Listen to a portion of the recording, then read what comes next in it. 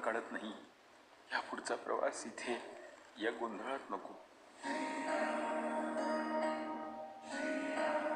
काय रे विश्वंभरा, मारुतीची मूर्ती उभी केलीस, गावात चर्चा चालली असा. अरे काय चाललाय काय हा? समर्थ विचारांची बैठक घेण्याचा विचार आहे. बैठक म्हणजे जीवन जगण्याची कला.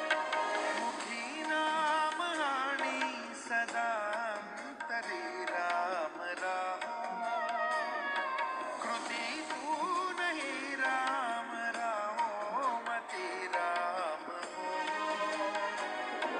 विचारातही आणि जगण्यातही राम सामर्थ्य होऊन यावं. समर्थ उठ.